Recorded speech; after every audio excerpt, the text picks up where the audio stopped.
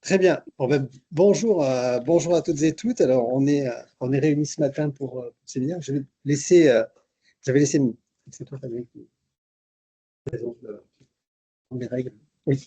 Je vais laisser donc Fabien Mancel vous présenter bah, le déroulé, le déroulé de cette matinée et les règles de suivi de celui-ci avec quelques informations techniques. Bien, bonjour à tous, merci beaucoup pour vous avoir connecté à notre webinaire de ce jour. Nous avons prévu un programme en 6 temps. Tout d'abord, une ouverture de ce webinaire par Madame Guello, donc adjointe au secrétaire général pour les affaires régionales de Normandie, donc de Monsieur Gall, directeur général de l'EPF. Et nous aurons donc 6 présentations durant cette matinée. Une première une première partie dédiée à la présentation des outils de la loi climat et résilience, de la part de Madame Pérez et Monsieur Chariot de la DGALN. Ensuite, 2 témoignages, disons, de la part d'élus locaux, donc Monsieur Scribe, maire d'Anel, et Monsieur Emmanuel Renard, vice-président en charge de l'aménagement à Caen-la-Mer. Ensuite, nous aurons donc une présentation de la part de la Banque des Territoires par Monsieur Issaka Amidou, directeur territorial région, qui pourra nous présenter les différents outils complémentaires avec ceux de l'EPF, les outils de la Banque des Territoires, et un témoignage de Coutances-Mer-et-Bocage, par Monsieur Louis Tessier, maire de Blainville et conseiller délégué chargé du littoral, à Coutances-Mer-et-Bocage, et de Monsieur Étienne d'Anglejean, chef de projet reposition et résilience littorale. Donc, en termes techniques par rapport au déroulé de ce webinaire, pour améliorer l'écoute de ce webinaire, nous avons donc coupé les micros de chacun d'entre vous. Néanmoins, vous pouvez déposer vos questions que vous pourriez avoir durant cette séance en utilisant l'onglet questions et réponses. Nous prendrons un temps en fin de séance pour prendre connaissance des questions et apporter des réponses, si le temps le permet. À défaut, nous pourrons vous répondre à la suite de ce webinaire. Et si jamais vous avez des problèmes techniques, vous pouvez également nous en faire part via l'onglet conversation. Donc, pour débuter, je laisse Madame Guello ouvrir cette rencontre. Bonjour Madame Guello.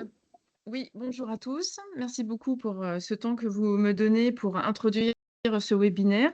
Donc, tout en participant. Donc, je pense que c'est un sujet qui mobilise à la fois les collectivités territoriales et puis aussi les services de l'État et ses opérateurs. En tant que Normand et Normande, on sait que la façade maritime comment dire, un sujet marquant dans le paysage et dans l'économie normande. Et on sait aussi qu'avec le changement climatique, les côtes normandes sont exposées désormais à des dynamiques d'érosion accélérée. Ce sont des phénomènes naturels que l'on connaît, que l'on connaissait, mais effectivement qui se sont accentués avec le changement climatique puisque les tempêtes sont récurrentes, elles sont plus importantes aussi, ce qui mettent à mal de fait à la fois les plages, mais aussi les cordons dunaires pour les départements de la Manche, par exemple, et aussi le changement climatique introduit des des variations beaucoup plus importantes aussi sur des variations de température beaucoup plus importantes, ce qui met à mal aussi les falaises. On a des éboulements de falaises très importants en Seine-Maritime, mais aussi dans les autres départements, hein, je pense aux falaises fluviales qui sont aussi totalement concernées. Donc voilà, bon, là je dérive un petit peu puisque on est plutôt sur les côtes normandes, mais n'empêche que voilà, aujourd'hui, ces côtes normandes sont bien exposées effectivement à des dynamiques d'érosion très accélérées et ça a des conséquences sur l'activité humaine. L'activité humaine, les habitations, les infrastructures, les entreprises, mais aussi pas que, aussi donc des conséquences sur les sites naturels qui font aussi la diversité des paysages, mais aussi la diversité de la biodiversité de la Normandie qui en font les caractéristiques. Voilà. En 2023, le CEREMA a fait une étude sur les enjeux exposés au recul du trait de côte au niveau national et aussi normand, pardon.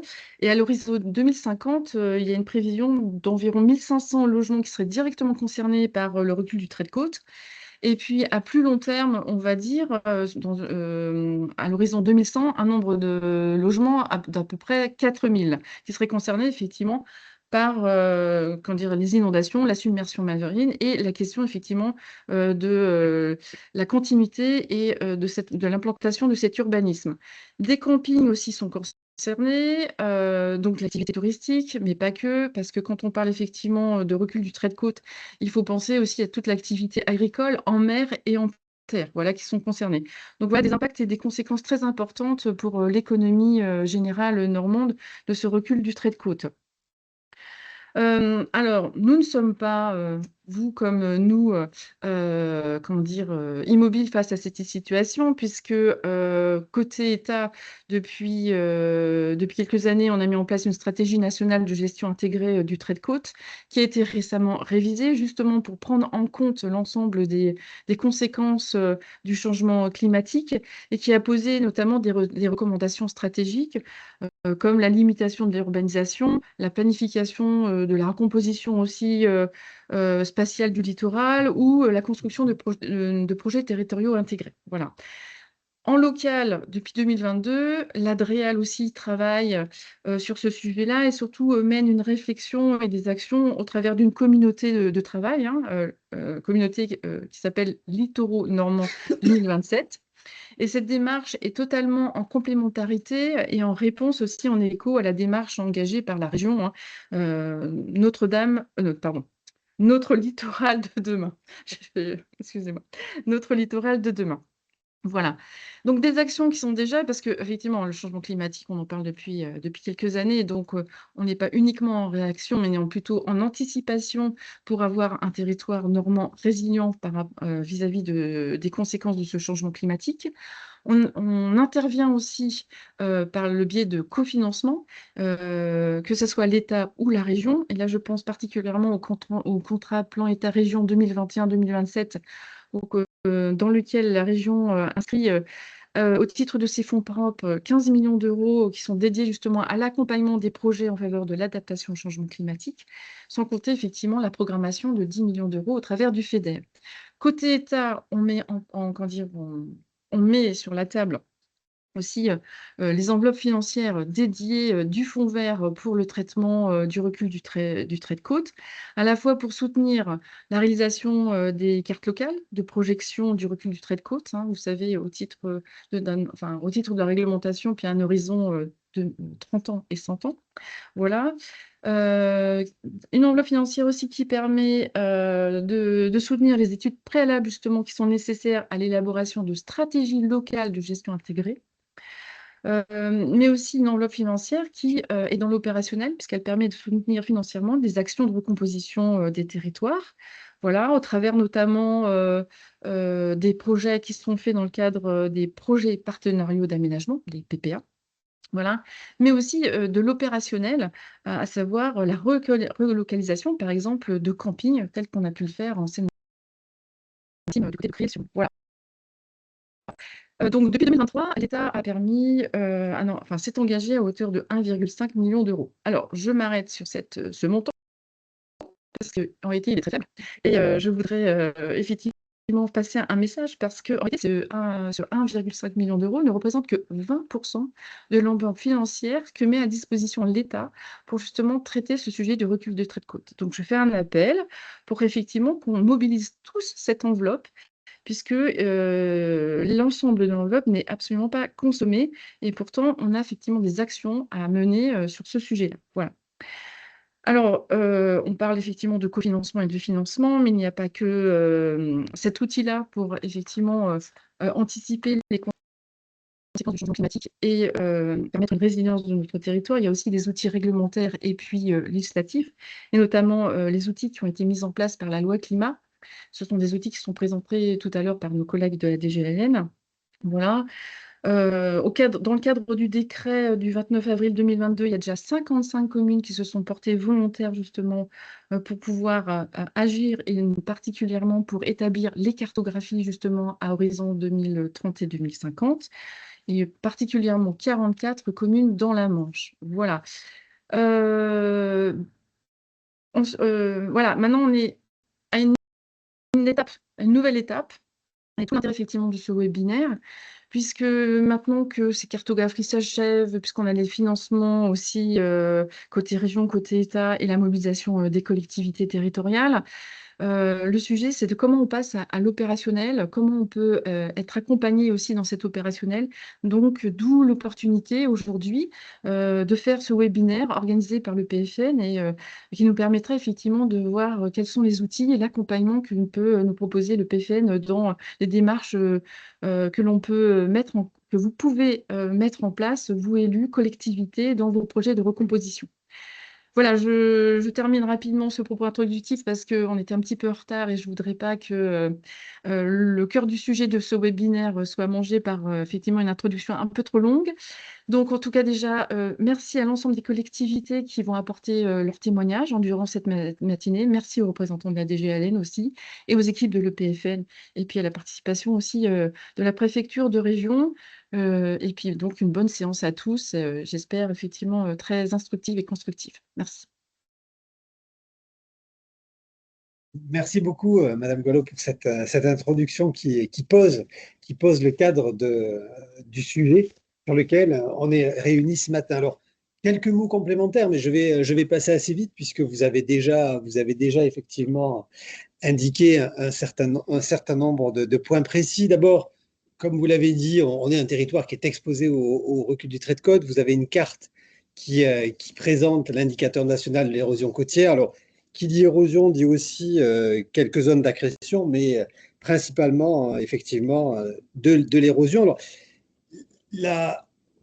le recul du trait de côte, et en tout cas les risques littoraux ne se limitent pas à cela, puisque notre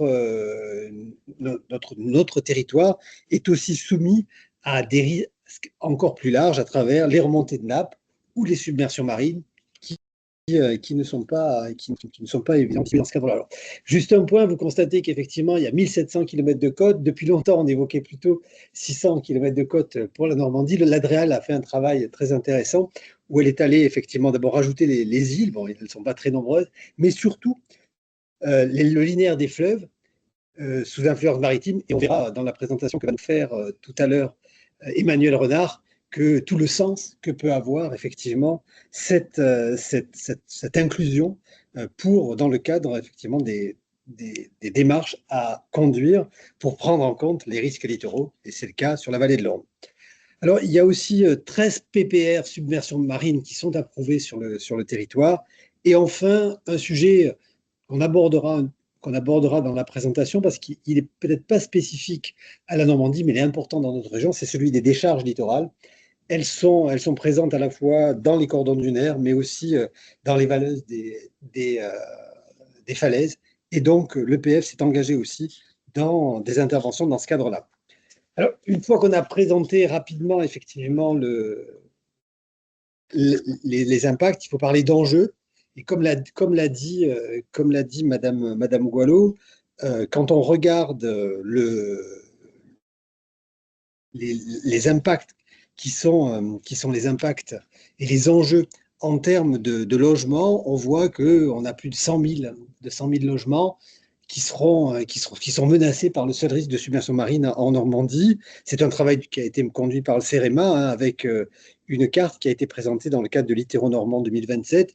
C'est un travail très précis qui est réalisé par l'Adréal avec de nombreux partenaires pour projeter en 2100 les effets de l'érosion côtière. C'est l'INSEE qui a aussi effectivement identifié ces enjeux sur le seul risque de submersion marine. Les partenaires, comme je vous l'ai dit, se sont engagés dans cette démarche littoraux normand, mais on peut citer aussi la démarche de notre littoral pour demain, qui a été là aussi citée par Madame Gouallo, et puis tout le travail que mène le Conservatoire du littoral, qui est, on va le dire, aux premières loges pour accompagner, renaturer et préparer, entre guillemets, l'accompagnement des collectivités face à ce recul du trait de côte. Alors, rapidement, là aussi, depuis la loi climat et résilience a fait avancer les choses, puisque les communes ont eu la possibilité de s'inscrire sur un décret liste qui va leur permettre de bénéficier d'outils et de dispositifs spécifiques. Ils vont être détaillés par la DHUP. Notre région est marquée par un nombre important de collectivités qui se sont inscrites dans ce décret, puisque la démarche était volontaire, et avec une mise à jour en 2024 de 55 communes qui sont engagées, puisqu'elles sont susceptibles d'être soumises à ce recul du trait de côte. Pour avancer encore, les obligations qui sont, enfin, les obligations, en tout cas, la manière ce qu'implique effectivement les obligations qu'implique d'être listé dans ce décret, c'est effectivement de réaliser des cartes à la fois à l'échelle d'un relatif court terme à 30 ans et puis à long terme de 30 à 100 ans, sachant que seules les communes qui ne disposent pas d'un plan de prévention des risques littoraux devront effectivement le faire. Les autres, effectivement, celles qui disposent d'un PPRL, pour les autres, cette démarche est facultative.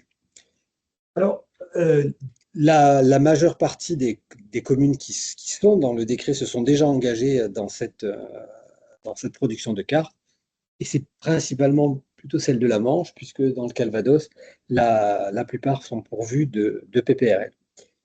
Alors, bien sûr, les données issues de ces cartes seront intégrées dans les documents locaux d'urbanisme, et elles permettront de mobiliser des outils fonciers prévus par la loi climat et résilience. Je vais donc, ça me donne effectivement une transition immédiate pour laisser les représentants des GALN, que je remercie d'être présents aujourd'hui, pour présenter les principaux outils de la loi climat et résilience adaptés aux territoires exposés par le recul du trait de côte. Bonjour à tous et toutes. Je n'arrive pas à mettre ma caméra, je suis désolée, mais je ne sais pas si vous me voyez. Donc Marion Pérez, je travaille à la DGALN avec Corentin Chariot, qui est plus particulièrement à la DHUP, donc sur l'aménagement opérationnel. Les équipes qui s'occupent de la stratégie nationale de gestion intégrée du trait de côte n'ont pas pu être présentes, donc voilà, on les excuse, mais elles sont vraiment fer de lance aussi sur la production et l'accompagnement des services déconcentrés et des collectivités, bien entendu. Donc un très bref rappel, donc on va avoir beaucoup de textes et pas mal de diapos. L'idée c'est plutôt de faire une présentation dynamique et assez concise pour vous présenter les principes ou rappeler les principes et les outils de la loi climat et résilience, donc qui ont déjà été un peu introduits par l'EPF Normandie, que l'on remercie de l'invitation.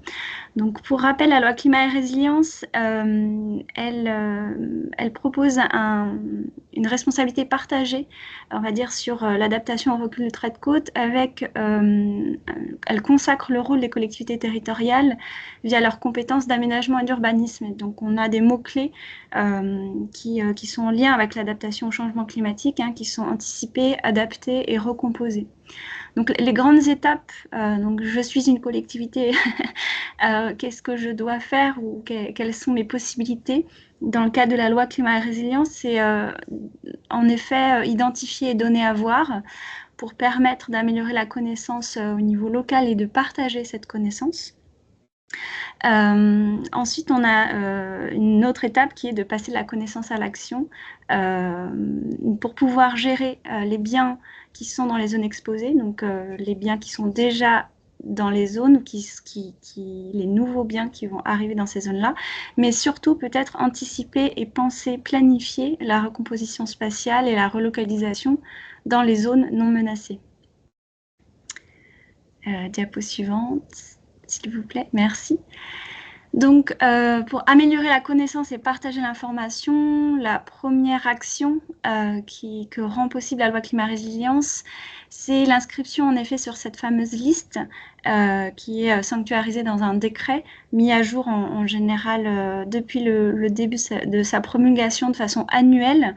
Donc l'idée, c'est que ce sont les communes volontaires donc, qui ont voté en conseil municipal et qui a eu un avis favorable des instances nationales, de pouvoir donc s'inscrire sur ce décret qui liste les communes dont l'action en matière d'urbanisme et de politique d'aménagement doivent être adaptées face aux phénomènes hydrosédimentaires entraînant l'érosion du littoral. Donc aujourd'hui, 317 communes en 2024 étaient du coup inscrites au décret et une mise à jour est en cours, voilà, le nouveau décret devrait être publié avant la fin de l'année, qui intègre 54 nouvelles communes au niveau national, pour un total de 371 communes et 40%, je crois, du linéaire côtier, hexagone et outre-mer compris.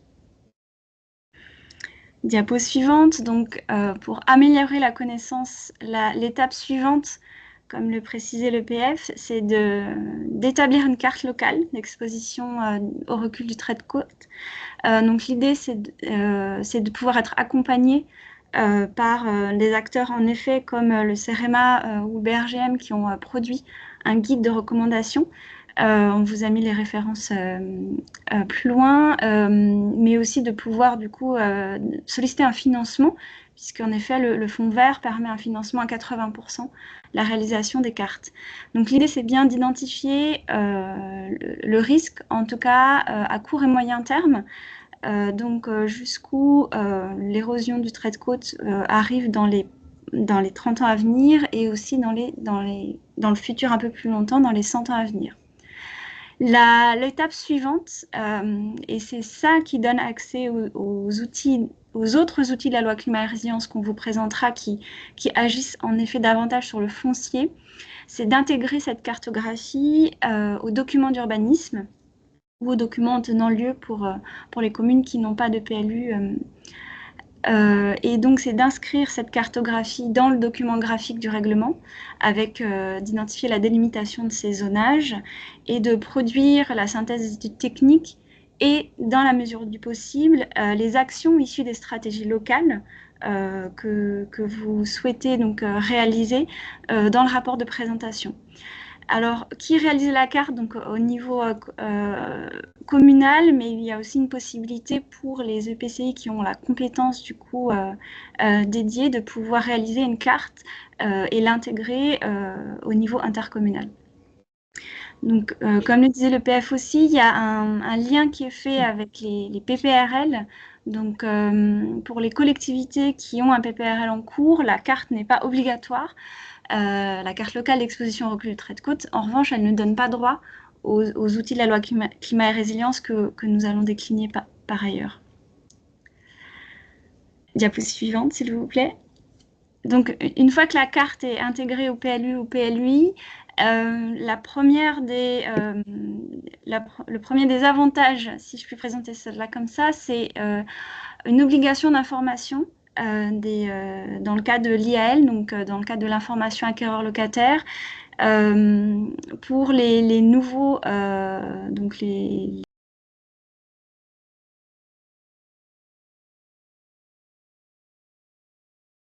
pourra donc mettre à disposition du grand public le fait qu'un bien est potentiellement dans les zones exposées au recul du trait de côte. Merci. Diapositive suivante. Donc, l'autre action directe de l'intégration au PLU-PLUI, c'est des règles spécifiques d'utilisation du sol qui vont s'appliquer sur ces zones exposées. Donc, les zones exposées à moyen terme, donc à horizon 30 ans, permettent de ne pas autoriser de nouvelles constructions. Donc, pour limiter le risque à moyen terme, elles permettent d'adapter l'existant sous certaines conditions dans les zones urbaines. Dans les zones d'exposition à long terme, il n'y a en revanche pas de limitation de construction et du coup de nouvelles constructions, mais pour ces nouvelles constructions, il y a une obligation de consignation auprès de la Caisse des dépôts d'un montant qui permet de prévoir la démolition et la remise en état des sols dans le cas où le recul du trait de côte atteindrait le territoire à long terme.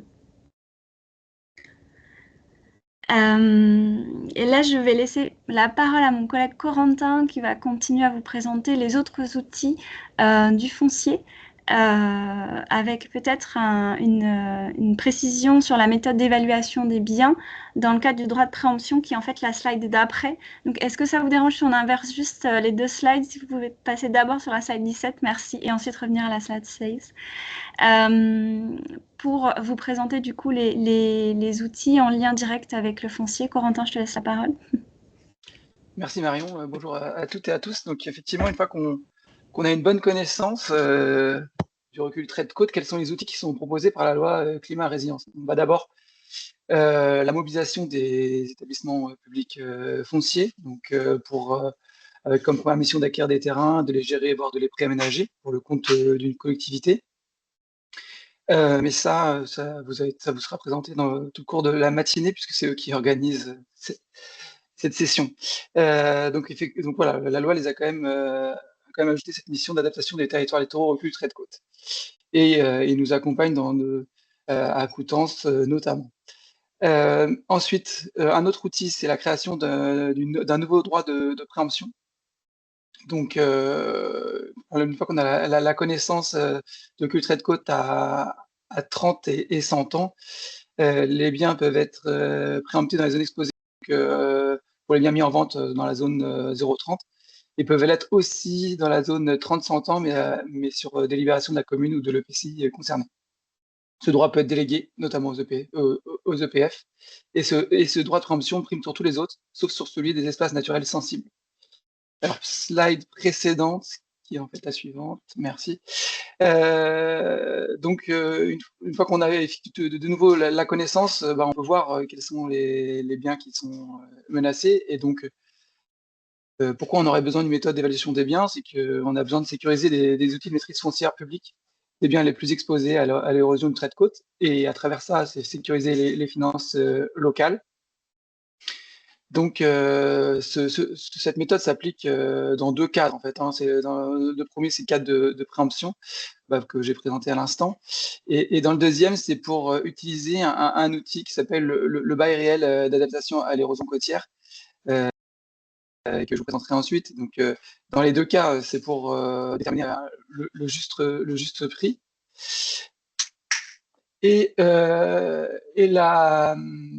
Donc, comment cette méthode est-elle évaluée? Donc, la méthode, elle est évaluée en priorité par comparaison. Donc, au regard des autres références locales, pour des biens de même qualification issus dans la même zone d'exposition à l'érosion, on a conscience, et le législateur avait conscience qu'au début, ce serait compliqué de procéder par comparaison. Et c'est pour ça qu'il a prévu qu'à défaut, on pourrait proposer une décote proportionnelle à la durée de vie résiduelle estimée et à la valeur du bien. Voilà. Et donc, ça, on travaille avec les domaines qui commencent à avoir une doctrine de plus en plus fournie sur le sujet. Est-ce qu'on peut passer à la slide suivante et encore suivante? Merci.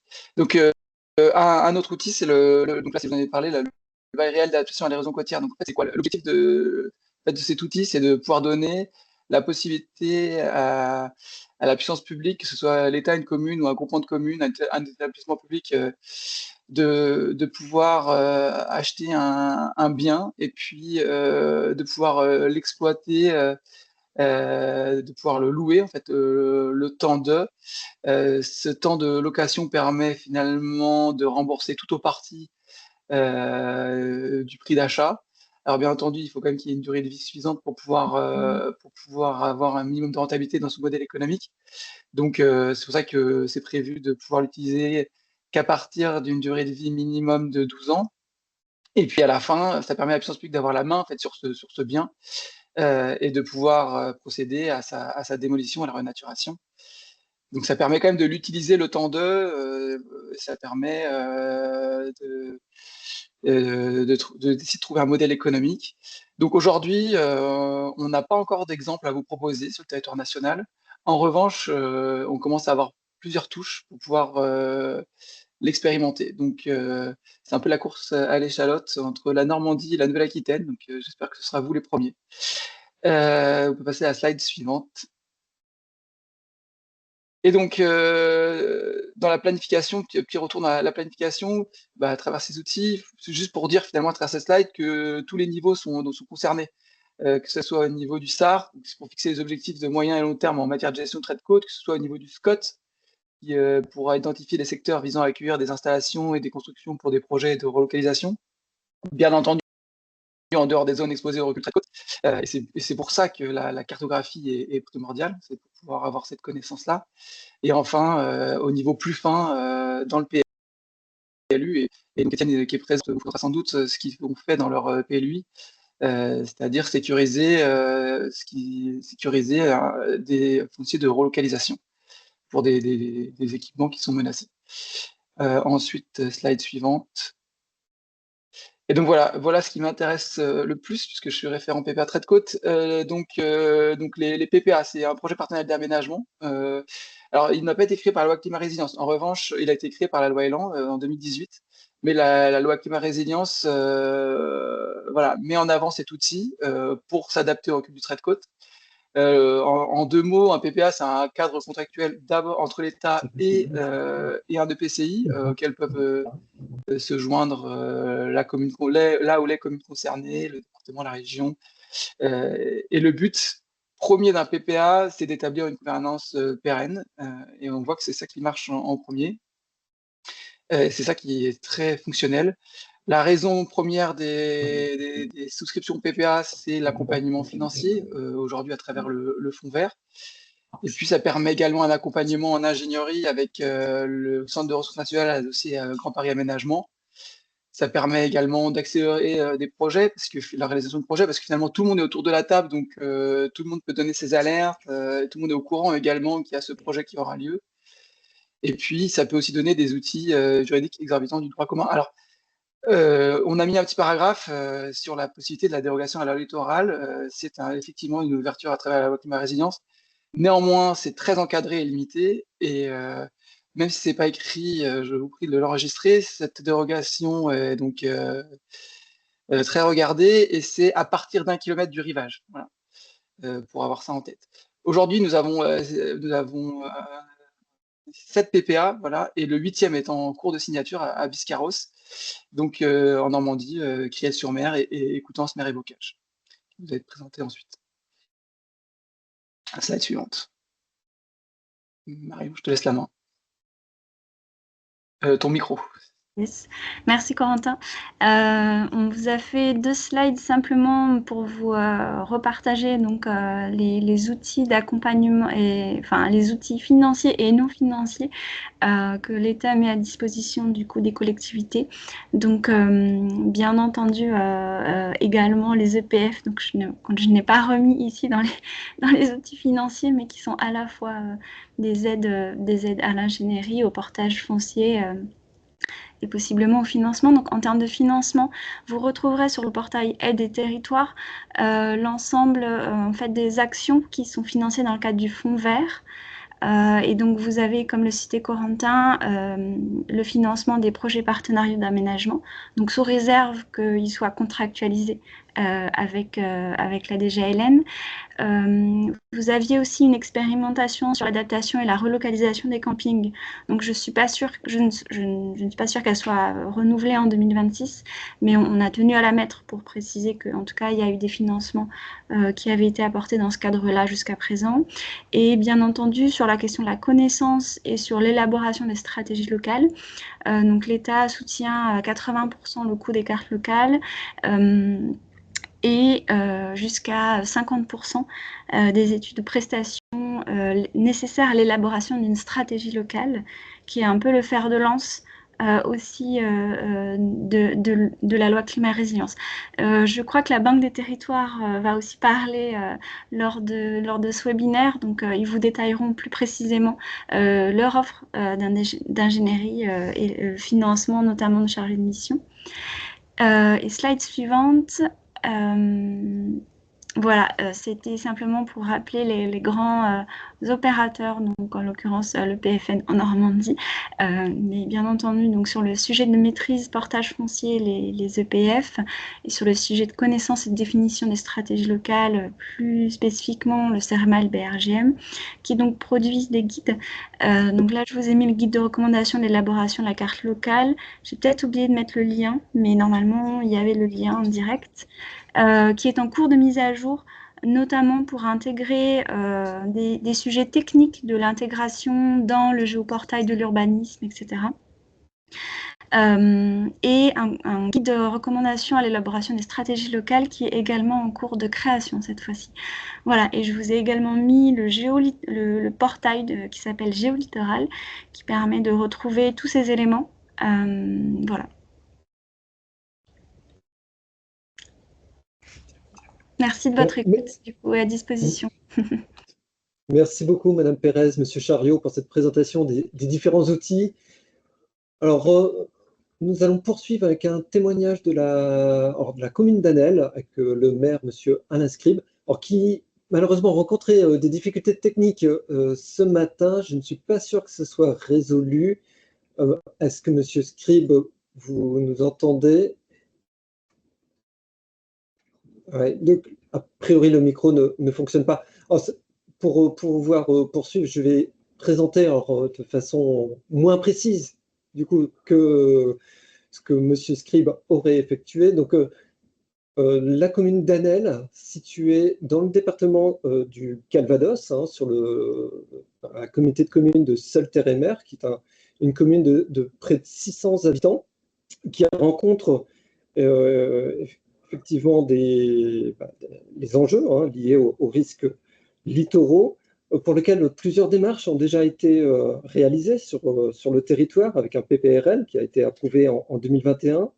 La démarche de la région Normandie, Notre littoral pour demain, qui avait été pilotée avec Terre Bessin depuis sur différents territoires, notamment Isigny-Oma Intercom, Bayeux Intercom et Seul-Terre-et-Mer, qui projette une trajectoire vers un littoral résilient d'ici 2100. Un PLUI qui est actuellement en cours d'élaboration et l'EPF qui avait accompagné Seul-Terre-et-Mer dans une étude de stratégie foncière donc à l'échelle intercommunale qui avait été réalisée en 2024. Donc un certain nombre de démarches qui ont été engagées sur le territoire territoire assez large, mais sur la commune d'Anel. Donc c'est une commune qui est exposée à un certain nombre d'enjeux, puisqu'une partie de la commune est située en zone basse, donc effectivement exposée à des sujets de submersion marine, mais également liés à des phénomènes d'inondation par remontée de nappe, avec également des risques d'inondation du cours d'eau, la Gronde. Différents enjeux concernés pour la commune, qui est donc une station balnéaire, avec des sujets touristiques, un camping, mais aussi des enjeux résidentiels, puisque selon l'étude de Notre littoral pour demain, c'est quasiment près de 40% des logements de la commune qui sont concernés à un horizon 2100 et qui sont donc menacés d'ici là. Et également des exploitations conchylicoles qui sont situées en bord de mer. Donc, quelques des illustrations avec une photo que Monsieur le maire nous avait partagée sur les situations de franchissement et d'inondation donc sur la commune d'Anel.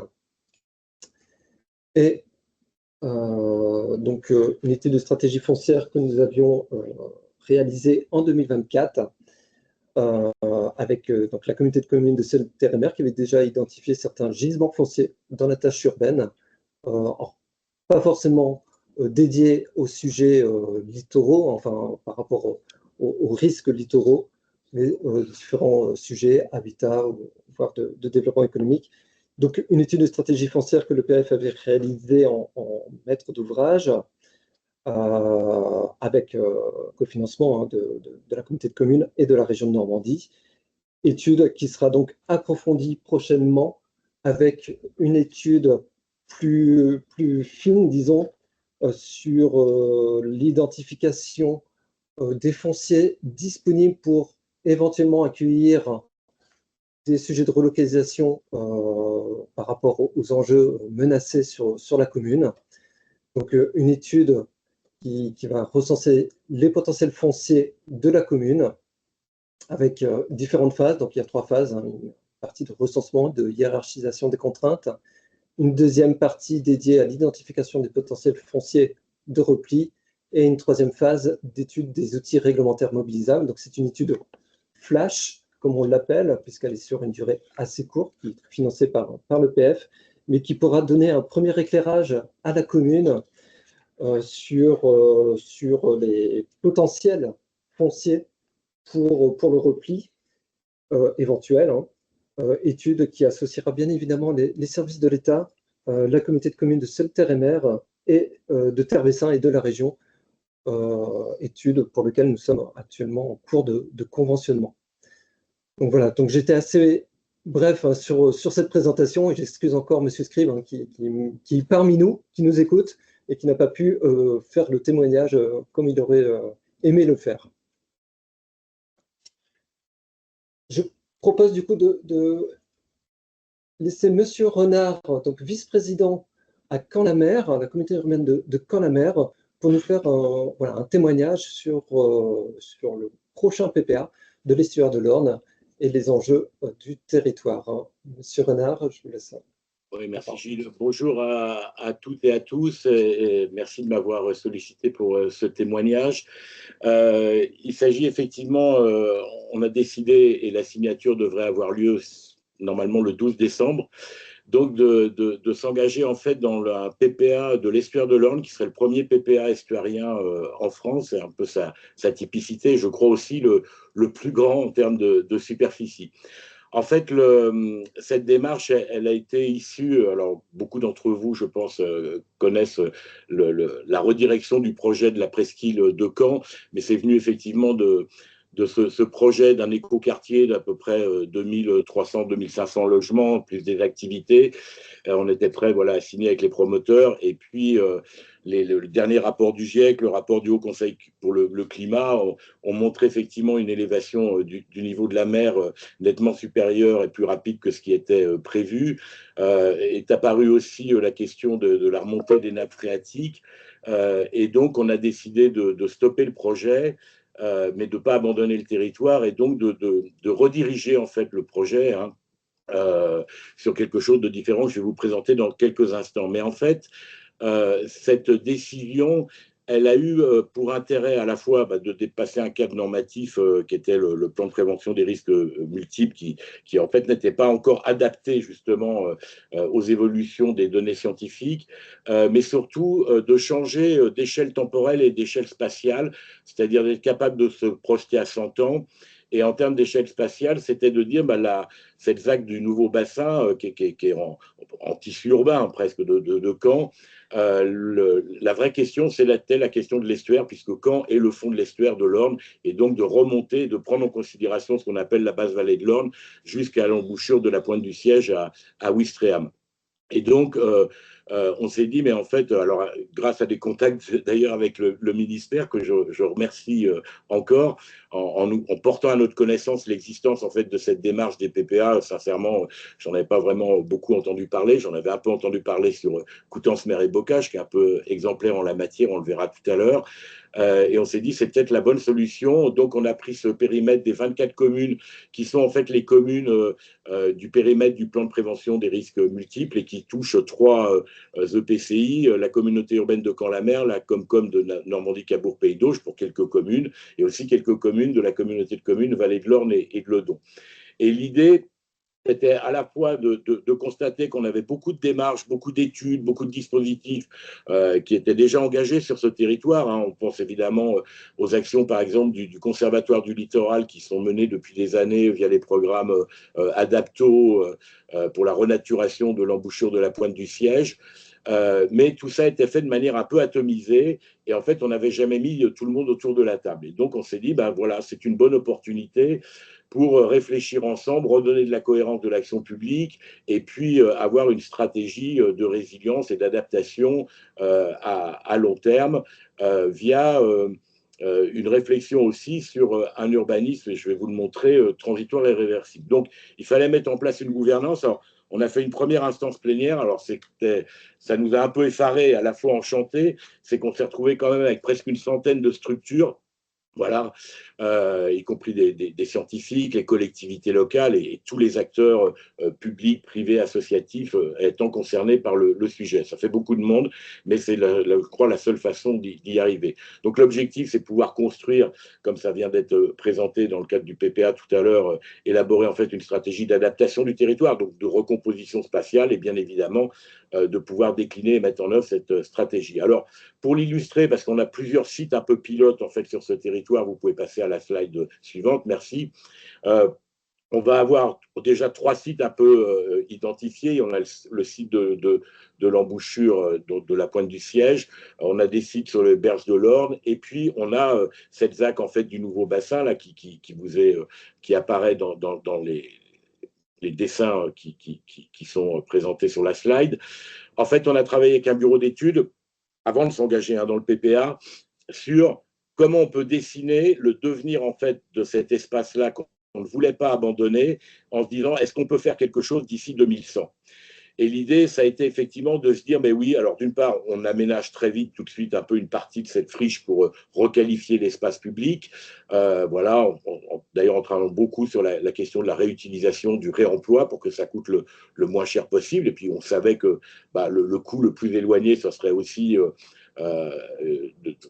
de laisser en fait et d'accueillir l'eau. Donc, il fallait être un peu light sur les aménagements. Et on s'est dit, on peut en fait répondre quand même à des besoins du territoire, mais dans des logiques différentes, des logiques foncières différentes, c'est-à-dire que la puissance publique garde le foncier, on trouve des modèles économiques et juridiques qui permettent d'amortir les choses sur à peu près 70 ans, et on va lancer un AMI, mais répondre à des besoins type résidence étudiante, résidence jeunes travailleurs, jeunes actifs, voire même un hôtel-restaurant, un peu d'activité économique, un peu d'activité culturelle, mais sur des modèles de 70 ans. Et vous avez là de dessiner, et ce qui est assez original, et nous vraiment ça nous a extrêmement intéressé, c'est de penser en fait le devenir d'un territoire. En 2025, on commence à aménager. En 2030, on aura les petits points roses que vous voyez en haut à droite qui sont de nouvelles constructions pour justement permettre d'accueillir ces activités, de répondre à ces besoins. Mais en même temps, on commence à déconstruire certaines choses et à aménager. Vous voyez sur le petit dessin qui est en bas à gauche, le parc qui commence déjà à se dessiner de plus en plus avec déjà de la déconstruction engagée dès 2060. Et en 2100, en fait, on a un repli quasi total. On garde juste en bas à gauche du déjà là. Hein, évidemment, c'est les âmes, c'est le poste source EDF qui sont sur des points plus hauts et qu'on peut protéger. Mais le reste deviendra en fait un parc maritime. Et en fait, cette idée de travailler, vous pouvez passer sur la slide suivante, merci, de travailler sur ce site, c'est aussi expérimentateur, alors pour tout le monde, j'allais dire, on partage évidemment le retour d'expérience, mais aussi sur l'ensemble de la basse vallée de l'Orne, de se dire, on ne va pas juste comme ça rester dans notre fauteuil ou sur notre canapé à attendre 2100 et que l'eau soit là. Donc, qu'est-ce qu'on peut faire en fait d'ici là en pensant donc les choses différemment. Donc, tout ça nous a amené à cet objectif du projet partenarial d'aménagement. Là encore, je tiens vraiment à saluer la qualité du travail entre la collectivité, les équipes de la collectivité, les équipes de l'État, dans les différentes strates, où il y a eu vraiment un travail partenarial, et ça porte bien le nom, un projet partenarial d'aménagement. Et merci pour l'engagement et merci d'avoir su réagir très vite, puisqu'on a posé l'idée en avril et on va signer le PPA en décembre, donc ça a été vraiment un tour de force.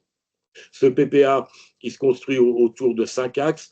Un premier axe qui est celui effectivement fédéré, ça a été dit tout à l'heure par Corentin, la question de la gouvernance elle est majeure, surtout quand on a comme ça une centaine de structures, mais c'est l'enjeu premier de mettre vraiment tout le monde autour de la table pour être cohérent dans l'action publique.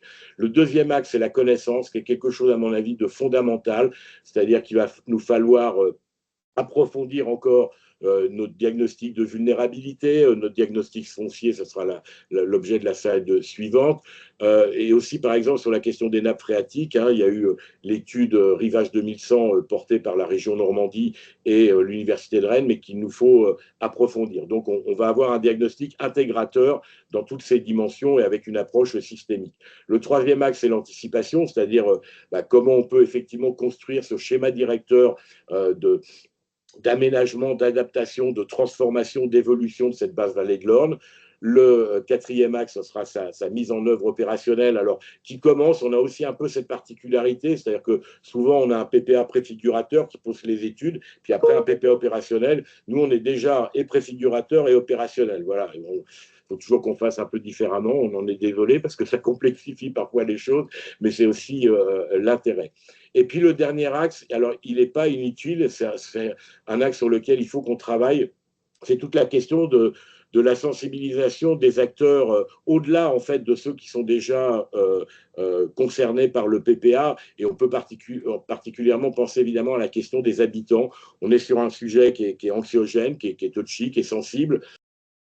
Pas que politiquement, j'allais presque dire psychologiquement.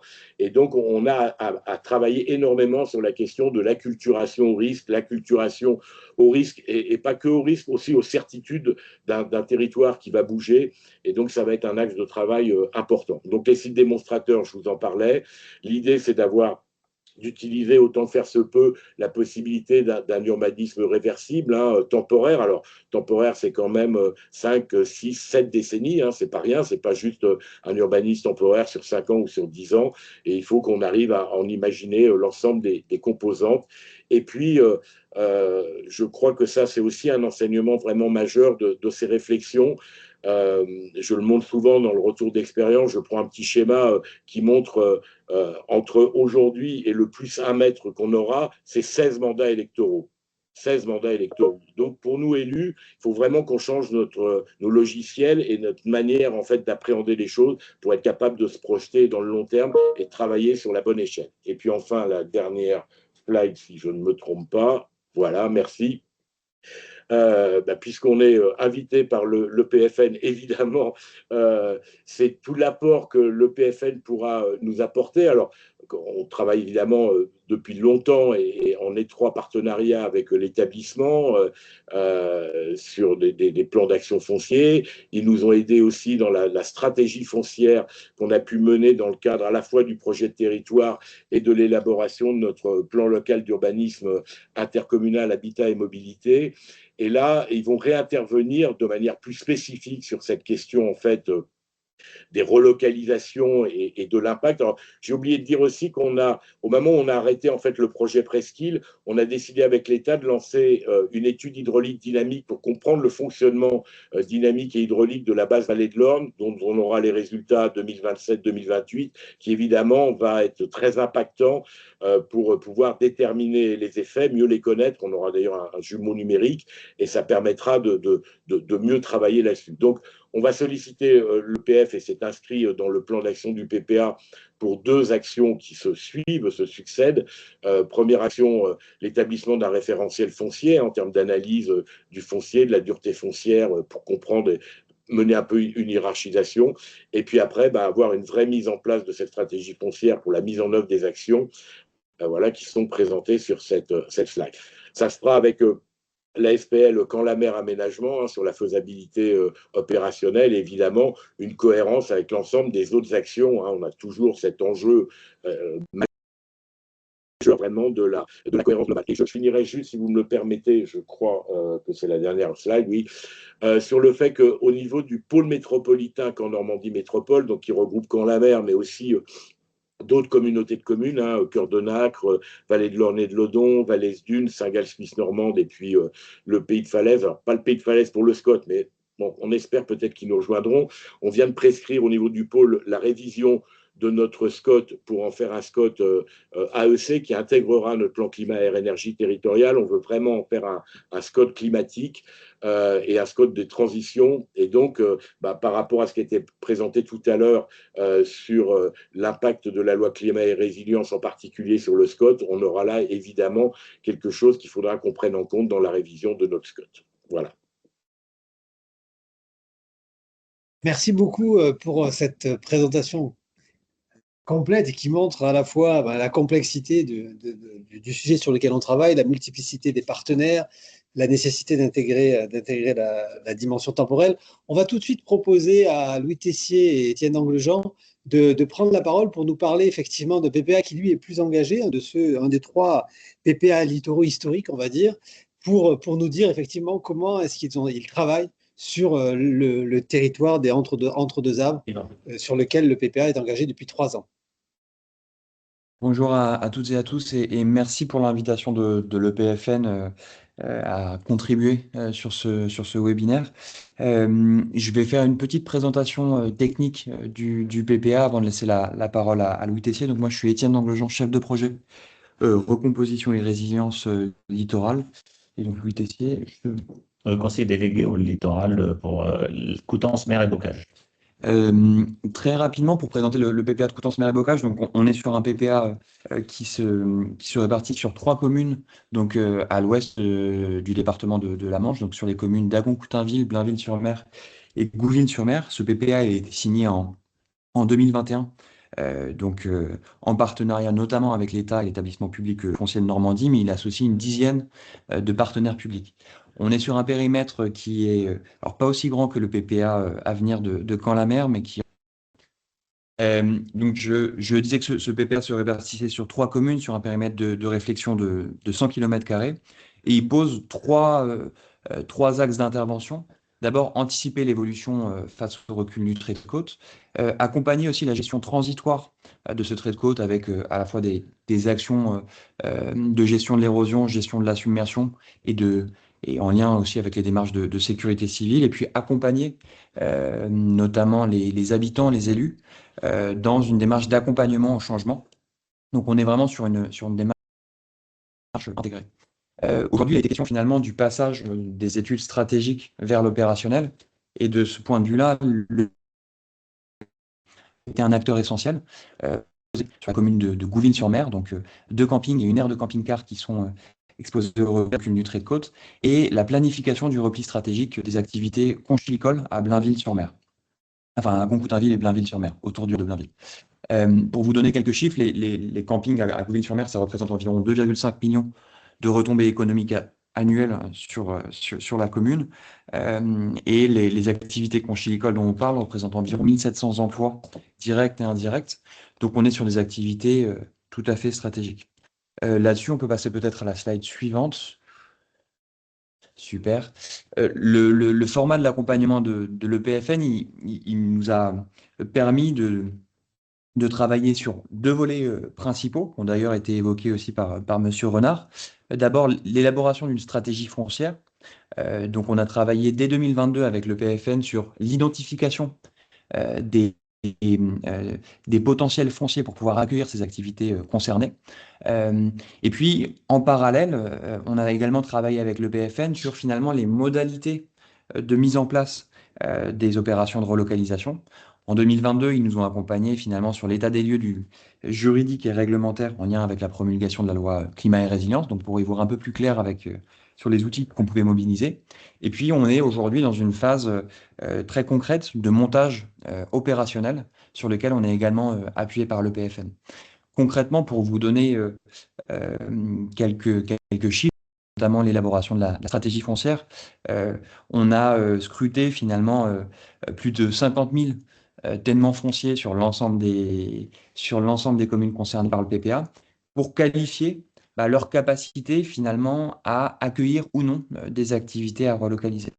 Ça nous a permis donc de disposer de ce qu'on appelle d'un référentiel foncier pour aider les élus à la décision sur l'identification de plusieurs sites qui sont aujourd'hui traduits dans le document d'urbanisme, et j'y reviendrai. Ce qui est important également, c'est que le PFN a pu accompagner les élus dans une démarche aussi d'exemplarité, à travailler notamment sur du recyclage foncier et identifier potentiellement des sites qui pouvaient être des sites mutables sur lesquels aujourd'hui on travaille de manière un peu plus opérationnelle. Donc cet accompagnement au long cours, il nous a permis vraiment de faire le lien entre les documents stratégiques qui ont été évoqués et puis ce passage à l'action qui est visé dans les toutes prochaines années. Concrètement, les sites qui ont été identifiés, je l'ai évoqué tout à l'heure, ont fait l'objet d'une traduction dans les documents d'urbanisme. Donc, on a aujourd'hui 5 communes qui se sont engagées dans les cartographies locales d'exposition au recul du trait de côte. Et sur les communes concernées par le PPA, on a également pu se saisir des outils liés à la loi climat et résilience, et notamment l'identification des sites de relocalisation. Et donc, aujourd'hui, dans le document d'urbanisme, on a un certain nombre de sites qui sont identifiés, réservés et zonés de manière à pouvoir demain être mobilisés dans le cadre d'une opération d'urbanisme. Sur le lot 2 et sur l'accompagnement finalement au montage, alors on peut peut-être passer sur cette slide-là.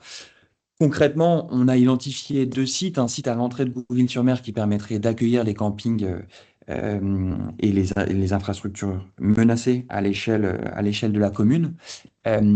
Aujourd'hui, le PFN nous accompagne pour approfondir finalement les aspects fonciers, juridiques et de montage économique et financier du projet, de manière vraiment à limiter l'impact pour les finances publiques dans une logique en fait de soutenabilité et de réplicabilité de ce modèle économique.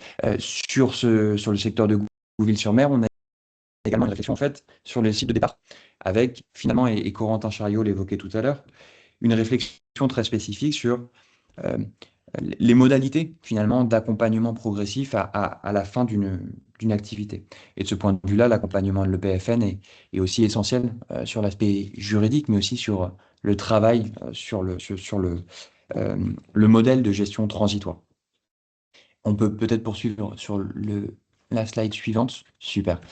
L'autre site qui a été identifié aujourd'hui pour une opération de repli stratégique, c'est le site du VTF de Blainville-sur-Mer, donc le village très famille de Blainville-sur-Mer. C'est un site d'environ 13 hectares, sur lequel là on se place dans une dynamique de recyclage foncier, avec également un accompagnement très particulier de l'EPF, puisque aujourd'hui on travaille avec l'établissement et on négocie avec l'établissement et les acteurs économiques pour finalement questionner la manière dont on va pouvoir mobiliser ce foncier, qui est un site d'atterrissage à horizon 15 ans, le mobiliser tout en minimisant l'impact pour les finances publiques. L'une des hypothèses qui est aujourd'hui travaillée et qui est en cours d'exploration, c'est finalement de se rendre propriétaire de ce site à court terme, d'accompagner finalement progressivement la fin d'activité actuelle sur ce site, ce qui permet de percevoir finalement potentiellement un loyer sur les quelques années. Alors on est sur un horizon d'environ 12 ans sur ce site-là. On perçoit 10 ans de loyer d'exploitation sur ce site, mais on est déjà propriétaire du foncier. Et au terme de la durée de portage qui pourrait potentiellement être assurée par le PFN, ce qu'on étudie aujourd'hui, c'est la manière dont la rétrocession à la commune ou à la communauté de communes pourrait être aujourd'hui plus soutenable en défalquant finalement le coût des loyers perçus pendant 10 ans. Donc ça fait vraiment le lien aussi avec ce qui a été évoqué par Corentin Chariot, à savoir ces fameux baux réels d'adaptation à l'érosion côtière. En l'occurrence, là, ce n'est pas forcément ce dispositif-là, mais on est bien dans la même logique. Comment est-ce qu'on peut capter une partie de la valeur sur un foncier pendant une durée donnée pour minorer le coût d'acquisition du foncier qui est aujourd'hui un des postes d'aménagement les plus importants. On peut passer peut-être à la dernière slide. Merci beaucoup. Donc sur ce site-là, donc qu'on voit à l'écran, qui a vocation donc à accueillir notamment la zone conchilicole qui est fléchée en orange à horizon 15 ans. L'idée effectivement de ce scénario expérimental, là, ce serait de travailler sur un portage au long cours par le PFN il n'est pas inutile de dire qu'aujourd'hui, il me semble, enfin je parle sous le contrôle de l'EPFN, mais aujourd'hui les durées de portage ont été étendues pour ce type d'opération. Voilà. Et donc l'idée, ce serait effectivement d'avoir une redevance entre 150 000 et 200 000 euros par an pour minorer cette charge foncière. Ça permet également de laisser vivre une activité qui est importante sur le territoire et de construire les conditions de réalisation du projet, notamment pour les activités conchylicoles. Donc on se place bien vraiment dans cette logique d'anticipation. Deux précisions, enfin, et peut-être pour revenir sur ce que disait Madame Boileau en introduction à la séance, effectivement, la mobilisation du fonds vert et des crédits France Relance, nous, sont des leviers qui sont importants, notamment pour la mobilisation de ce foncier. L'idée, c'est aussi de pouvoir s'appuyer sur le fonds vert pour initier une dynamique, même si on travaille un modèle économique. Il y a un enjeu à pouvoir lancer cette dynamique au travers de l'acquisition foncière. Et on voit que ces acquisitions foncières constituent vraiment des opérations verrous, en fait, dans les projets d'aménagement et dans les projets de recomposition. Opérations verrous, d'ailleurs, tant sur les sites de départ que sur les sites de repli. Je vais m'arrêter là pour pas prendre davantage de retard et peut-être laisser la parole à Louis Tessier pour avoir quelques interpellations et retours politiques sur ce projet. Non, bonjour à tous. Non, juste, je pense que Étienne, bien sûr, a tout dit. Peut-être revenir sur 2-3 points qui ont été aussi mis en avant par M. Renard. Je pense que sa présentation, elle aussi, elle permettait de synthétiser aussi très très bien les choses. Alors, avant tout, bien sûr, saluer l'engagement entre l'État et les collectivités. Rappeler évidemment le P du partenariat, puisqu'en fait, c'est essentiel dans un PPA et qu'on doit essayer en majorité à emmener la plupart ou la totalité des acteurs qui sont sur notre territoire. Alors simplement dire que nous, évidemment, on a un peu les mains dans le cambouis maintenant, c'est-à-dire on est un peu plus en avance que sur certains territoires, que en plus on a un titre de démonstrateur et qui nous engage et sur lequel aussi on doit avoir une transparence totale avec l'État et de dire quand ça va, mais de dire aussi quand ça va pas. Comme vous l'indiquez les uns et les autres, c'est vrai que le PPA, il nous permet d'acquérir la connaissance. Ça, c'est la première des choses, de comprendre. Et ça, c'est loin d'être évident. C'est sûr, on est sur des territoires où les masses d'eau, la courantologie sur la côte ouest, en plus, est tout à fait particulière. Donc, il faut qu'on arrive à assimiler toutes ces connaissances pour qu'on puisse bénéficier au mieux des aménagements, puisqu'on doit, nous, défendre le temps de. Ça, c'est vraiment l'élément important. Et le temps d'heure, il nous est compté. C'est-à-dire, on a un chrono qui est parti.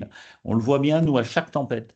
On voit bien à chaque marée que le profil évolue et que ça annonce des changements radicaux sur le profil du trait de côte. On apprend beaucoup, c'est-à-dire on avait sous-estimé aussi la nappe phréatique. On voit bien que ces éléments-là se cumulent et que les impacts vont être extrêmement importants sur les années à venir entre les différentes marées, coups de vent et nappes phréatiques, remontées de nappes. Comme M. Chariot l'indiquait, c'est vrai que le bail réel au niveau de l'érosion du trait de côte, c'est un élément alors. Et là, je salue le travail qui est fait, bien sûr, avec le PFN, puisqu'en fait, maintenant, on est un peu des vieux partenaires. Alors, et où petit à petit, on se comprend. Alors, on est loin d'être arrivé au bout, mais quand même, ce que je veux dire, c'est que encore hier, on avait une réunion extrêmement intéressante qui met en perspective beaucoup d'éléments pour qu'on puisse peut-être utiliser ce bail afin qu'on puisse rapidement mettre en place une stratégie. Comme l'indiquait Étienne, c'est vrai que c'est pas le tout de causer, mais il va bien falloir passer à l'action et que en fait les fonds verts, alors on voit peut-être que oui, peut-être que non, est-ce qu'ils vont être là encore? Mais que nous, nous on est prêts, on est dans la compétition avec l'Aquitaine et les autres. Mais ce qu'il y a, il faut aussi que vous nous donniez un coup de main. Hein, c'est-à-dire que les fonds verts, c'est soit on les active ou pas. On a aujourd'hui des beaux projets qui sont sur la table. Alors certes, ils ne sont pas complètement bouclés, mais quand même, je veux dire, depuis maintenant 4 ans, on bosse sur le sujet, on a des perspectives et il faut absolument que là, avec l'État et tous nos partenaires, on puisse avoir une vision partagée. Enfin, le réglementaire. Hein, le réglementaire, on voit bien que nous, on est confrontés aussi à une côte extrêmement fragile euh, qui est ponctuée de nos 8 havres, 4 sur le territoire de la CMB, et que le réglementaire, c'est aussi comment on peut, en cas d'urgence, intervenir. C'est pas le tout de dire, ah ben oui, vous pouvez, mais après, est-ce que l'urgence était bien validée ou pas? Non, il faut que, là encore, on se retrouve, qu'on parle. Je pense qu'on a la chance d'avoir des outils extrêmement pertinent. Par exemple, comme nous, on a la chance de faire passer le drone avant un coup de vent, le drone après le coup de vent, de voir l'impact des structures. Surtout qu'on est sur de la méthode douce, c'est-à-dire fondé sur la nature. Donc, le fondé sur la nature, il peut, nous, sur la côte ouest, puisqu'on a une courantologie particulière, aider à ce que la méthode douce puisse être accompagnée par la nature. Bon, tout ça, voilà.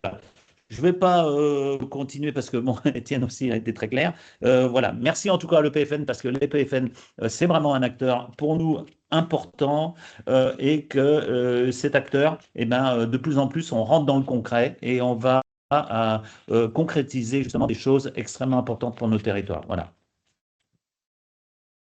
Merci beaucoup pour cette présentation à tous les deux. Vous l'avez dit, effectivement, bon, je découvre qu'effectivement, on a une vieille histoire, puisque c'est comme ça aussi, c'est comme ça qu'on la vit. Et puis pour un clin d'œil, un amour, la seule chose qui compte, ce sont les preuves d'amour. Vous le savez aussi bien que moi.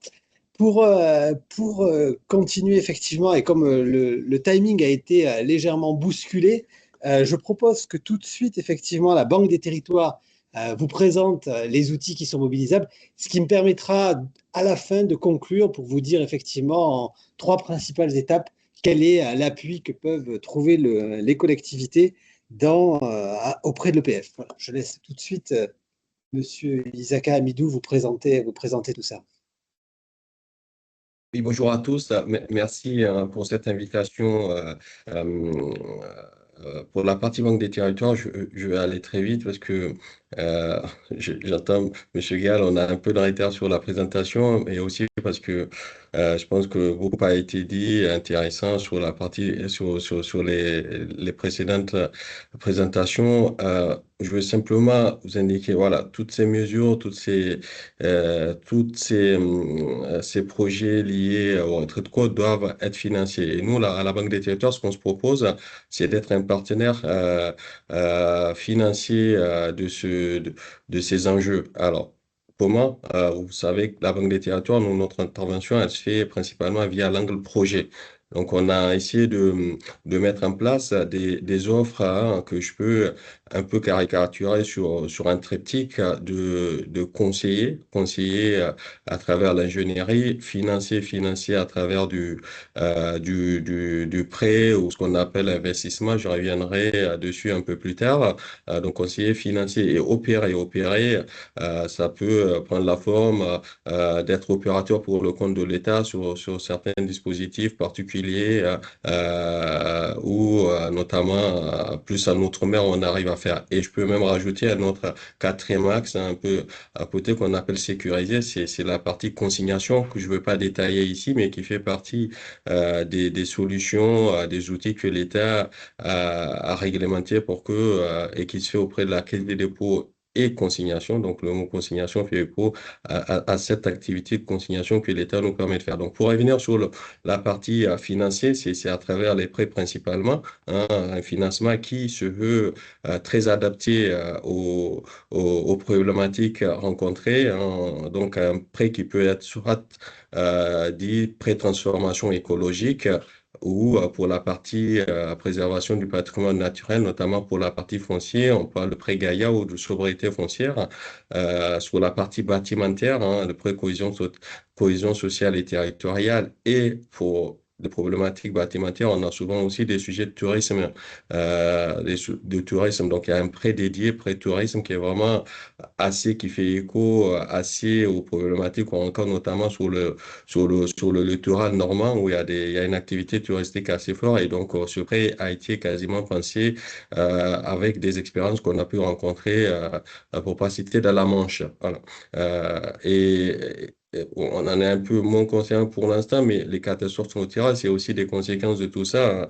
Et donc, on a mis en place un prêt dédié, un prêt catastrophe naturelle qu'on met sur l'angle de la cohésion sociale. Un prêt suppose la mise en place d'un tableau d'amortissement, donc un remboursement. Au regard des problématiques et vu le côté public de la Banque des territoires, c'est des prêts bonifiés. Pour toutes ces lignes de prêt qu'on vous présente, c'est des prêts bonifiés à des conditions tarifaires qui sont complètement déconnectées des conditions de marché bancaire et qui se veulent aussi souples dans leur mise en place.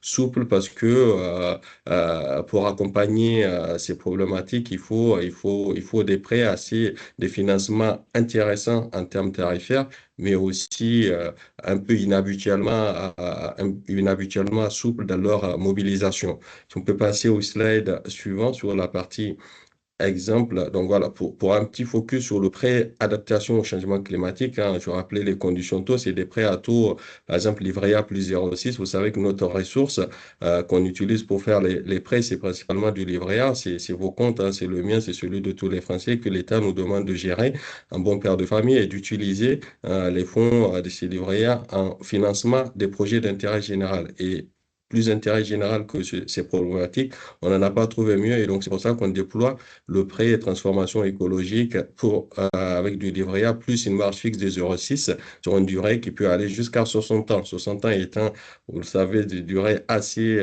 longues qui laissent le temps pour un peu espérer arriver à résoudre la problématique d'adaptation au changement climatique en question. On peut le déployer dans une version taux fixe parce qu'on sait que les durées longues ou des taux qui sont soumis à variation peuvent effrayer ou peuvent être un peu mal gérés, enfin, peuvent faire peur à certains acteurs. Donc, on a fait une déclinaison en taux fixe dont le niveau est plus soumis à des barèmes mensuels. Et ces prêts à taux fixe peuvent aller jusqu'à 40 ans. À côté, le prêt touriste dont je vous parlais, qui a un côté, une tarification un peu plus importante que le prêt typiquement vert. Pourquoi? Parce que la plupart du temps, le prêt tourisme et patrimoine, ça s'adresse aussi à des acteurs privés. C'est vraiment aussi un message fort que je veux passer. On accompagne beaucoup, on est connu pour l'accompagnement des collectivités locales, des syndicats, bref, et des satellites des collectivités locales. On est aussi en capacité dans des zones de géographie prioritaire, et notamment quand on est dans des problématiques d'adaptation au changement climatique, on se veut de pouvoir accompagner des acteurs privés qui apportent des solutions de développement économique dans ces territoires touchés. On peut passer sur le slide suivant, s'il vous plaît. Voilà, le deuxième axe d'intervention, c'est l'ingénierie. Ça a été rappelé en amont, on le fait beaucoup en partenariat avec des cabinets avec lesquels on a contractualisé. Donc, on a la capacité de mobiliser ce qu'on appelle des marchés à bonne commande assez rapidement dans des délais assez records pour apporter un éclairage ou accompagner la structuration de projets, sur les territoires. Alors, typiquement, l'ingénierie peut être une aide à la décision, une structuration de projet, je le disais à l'instant, un appui à l'innovation, un accompagnement des territoires pour structurer une stratégie d'élaboration, une stratégie d'attaque de plan d'adaptation au changement climatique, par exemple, ou dans le cadre de partenariats comme les outils cités précédemment, notamment le PPA, on peut aussi intégrer des volets d'ingénierie. Alors, dans des cas exceptionnels et avec les EPCI uniquement touchés par le phénomène, on peut exceptionnellement, et ça se regarde au cas par cas, être financeur également de la formation. Alors, la formation via le cofinancement de postes de chargés de mission, des chargés de mission au sein d'une intercommunalité qui s'occuperait de ce sujet-là. C'est quelque chose que je ne vais pas mettre trop en avant parce que ça se regarde vraiment en fonction des territoires, de leur incapacité à mobiliser en interne de l'ingénieur pour le faire. Et on l'a fait dans certains territoires et ça commence à vraiment prendre ce dispositif d'accompagnement, de cofinancement de postes de chargé de mission, adaptation au changement climatique. Je vous donne là un projet d'exemple d'expérimentation de repli stratégique qu'on a fait dans un autre territoire, je suis désolé, à Biscarrosse. On a financé via le GIP littoral créé sur ce territoire-là, on a cofinancé une étude d'ingénierie à autour de 50 000 et ce qui a laissé entrevoir des possibilités de mise en place d'autres outils comme les prêts et l'investissement. Nos collègues de ces directions régionales, ils travaillent et ça a l'air de bien prendre. Voilà, si on peut passer sur les derniers slides, s'il vous plaît.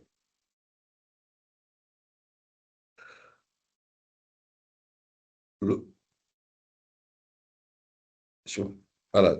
L'autre dernier axe, c'est vraiment notre possibilité. Je vais aller très vite parce que pour l'instant, pour connaissant les sujets de territoire, on n'y est pas encore. C'est la capacité de la Banque des territoires à se positionner aux côtés de porteurs de projets, donc à co-investir, être co-porteur d'un projet d'investissement qui permettrait de trouver une solution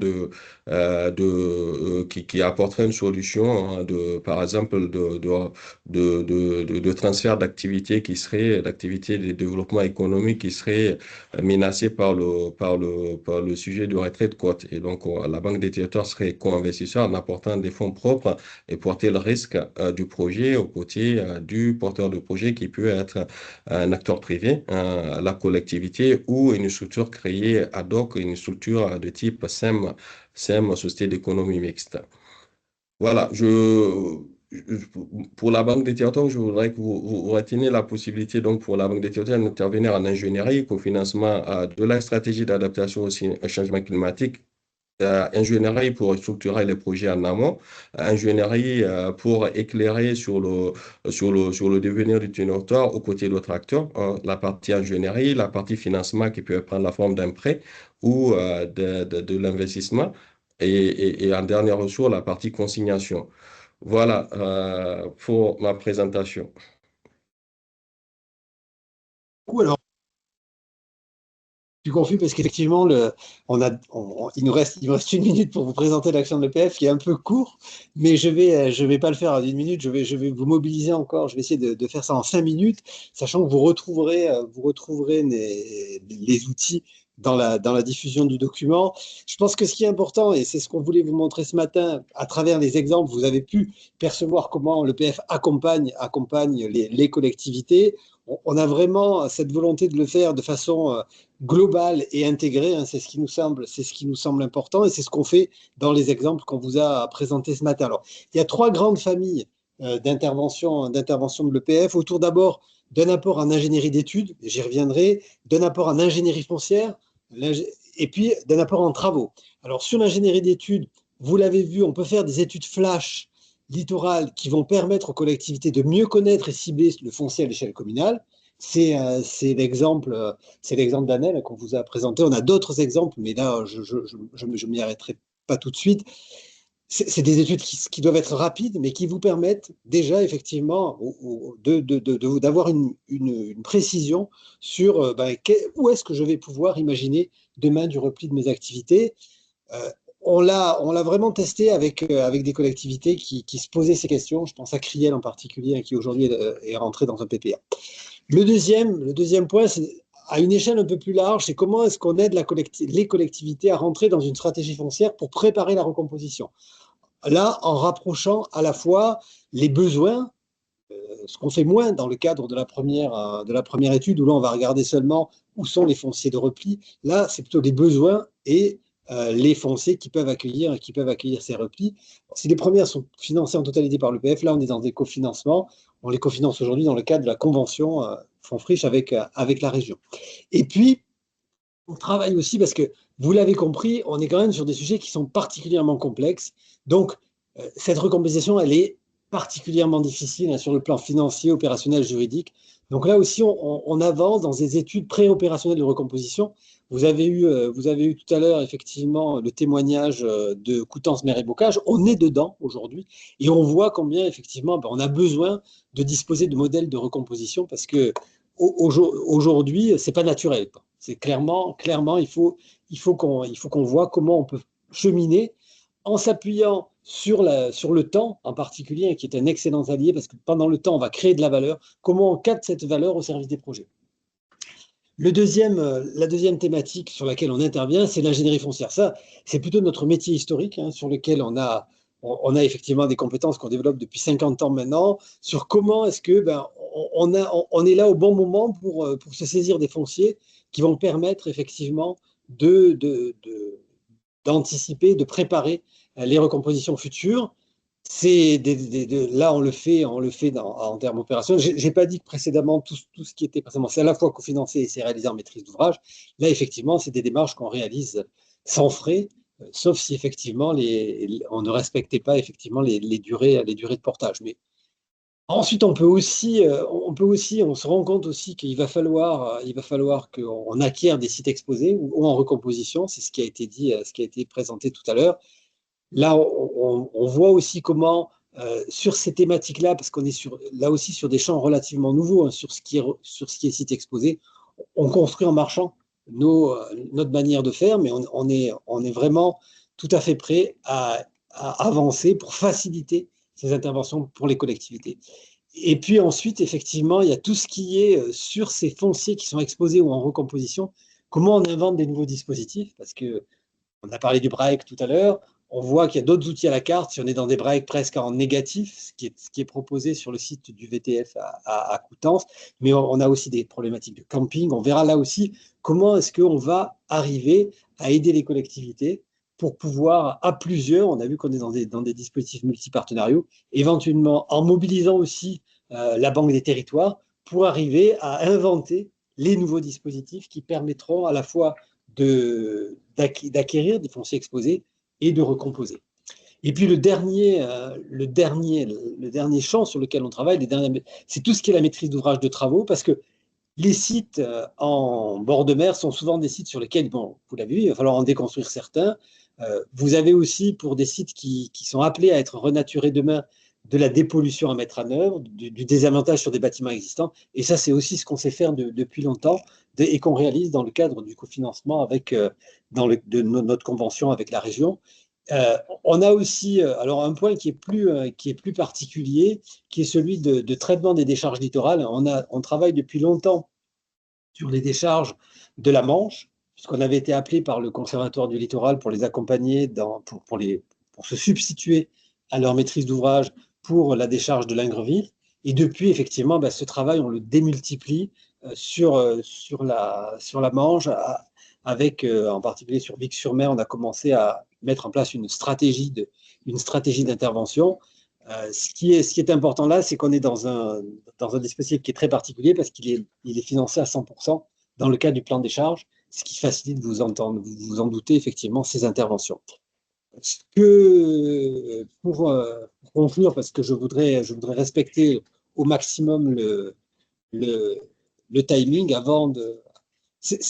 Bon, vous avez là effectivement un schéma qui vous aidera à suivre les multiples interventions de l'EPF. On est vraiment à l'écoute des collectivités qui voudraient s'engager sur des nouvelles démarches. Je ne l'ai pas évoqué, mais on a nous-mêmes une propre stratégie de communication auprès des collectivités pour les inciter à prendre connaissance de nos outils et, le cas échéant, à s'engager dans ces dispositifs. Vous avez vu aussi que c'est des dispositifs qui prennent du temps. Le temps est à la fois un atout, mais un allié, mais c'est aussi effectivement une contrainte parce que, comme l'a dit, moi, j'ai trouvé aussi très intéressante l'analyse que fait Emmanuel Renard sur le fait que sur ces projets-là, on est sur sans doute 16 équipes municipales qui vont se positionner progressivement si on travaille à 2100. Donc, on voit qu'il n'est pas trop tôt pour s'en préoccuper. Les étapes, elles sont très progressives. On est aussi dans un champ d'expérimentation encore. pour nous, ce qui est aussi essentiel, c'est la duplication de ce qu'on va pouvoir faire, parce qu'il ne s'agit pas de faire des coups, il s'agit bien effectivement d'inventer une nouvelle manière de travailler face à des phénomènes naturels qui sont inéluctables. On voit bien, hein, je crois que le témoignage de Louis Tessier y insistait, ils sont inéluctables, ils accélèrent aussi. La relation à la propriété est totalement comment dire, mise en question par rapport à ces problématiques. On n'a pas parlé non plus aujourd'hui, parce que c'est un sujet sur lequel on va devoir travailler avec eux, de la problématique des assurants, de la problématique assurantielle, parce que on se doute bien que sur les sites qui vont être recomposés demain, enfin, en tout cas sur ceux qui sont touchés par le recul du trait de côte, la position indemnitaire des assurances est aussi en train de bouger. Donc tout ça, ça nous incite à une seule chose, effectivement, c'est que vous n'hésitiez pas, pour les représentants des collectivités, à venir vers nous pour qu'on puisse, en appui aussi avec les acteurs locaux, je pense aux représentants d'États locaux, mais je pense aussi à l'ensemble des collectivités partenaires, venir vers nous pour qu'on puisse essayer de vous apporter à la fois le regard à travers l'expertise qu'on a progressivement acquise, et puis voir avec vous comment on peut avancer progressivement, sachant que c'est aussi un point, et je terminerai là-dessus, parce que vous avez vu à travers les témoignages que ça demande un engagement fort des élus, parce que on voit bien qu'on touche des sujets qui vont faire tanguer, entre guillemets, les territoires, parce que on est là dans la construction des territoires de demain, et c'est ce à quoi nous on s'attache auprès de vous quand vous nous mobiliserez. Je vous remercie. Alors, vous aviez un certain nombre de questions. Je pense que, vu le temps qui passe, on va les prendre, on va les analyser. On veillera à essayer de vous répondre individuellement par un mail à chacun de vous pour le faire.